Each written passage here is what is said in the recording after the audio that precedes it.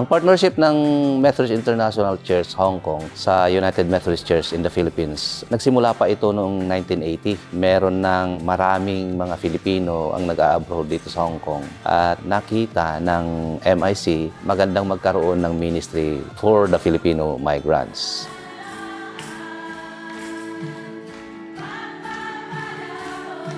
Our church at that time is called the Garrison Church, and the service target, it is the military, the servicemen, the soldiers and sailors. It's like an Airbnb for the sailors who came from the ships, and then they can have a place to stay at the same time because they are always on the sea and they need some time somewhere to worship. Also, try to stay away from the bar areas.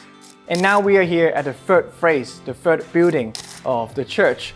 133 years ago, our building was only one floor, and the conference has poured out so much help and effort into this. The whole Methodist Church Hong Kong doing this together.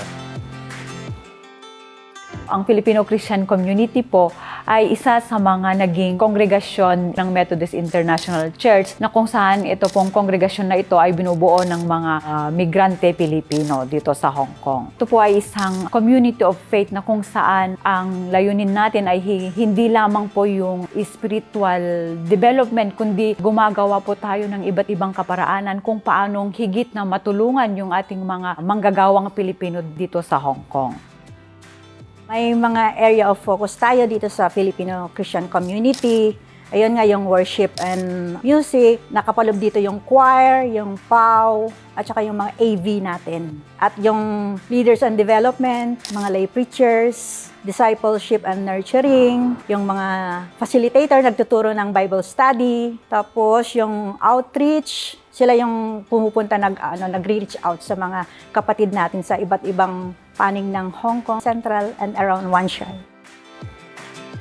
Ang mga services and ministries, naglalaan tayo ng space, of course, para sa mga kapatiran natin na kung saan ay biglaang na-terminate. Naglalaan tayo ng at least 24 hours na refuge para sa kanila while conversing sa mga other shelters upang doon ay madala sila sa mga shelters natin dito sa Hong Kong. Pangalawa, of course, yung legal assistance, yung mental health debriefing, lahat yan ay ginagawa natin yung counseling para sa kanila. Yun yung ino-offer natin.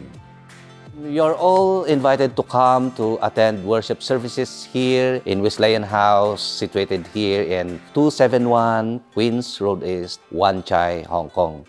Tuwing Sabado, meron tayong worship service sa mga nagde-day off ng Sabado, alas 11 ng umaga, dito po sa basement floor ng Wesleyan House, tinatawag nating Wesleyan Chapel. At sa araw ng Linggo ay meron din tayong English service, oras ng alas 9, dito rin sa basement floor, Wesleyan House. Meron din tayong Filipino-Tagalog service, 9 o'clock to 10:30 sa first floor and second floor. At meron din tayong English service na naman ulit sa 11 o'clock, first floor and second floor. At meron tayong Ilocano service sa oras ng 11 o'clock hanggang 12:30 sa 6th floor. At meron tayong panambahan ng hapon, 2:30 to 4 o'clock dito po sa basement floor, Wesleyan Chapel. At kung meron kayong mga kaibigan na Putonghua speaking or Mandarin speaking, ay meron din tayong kongregasyon dyan na nagsisimba sa oras ng alas 10 ng umaga, 5th floor, dito rin po sa Wesleyan House. So you are invited to come, and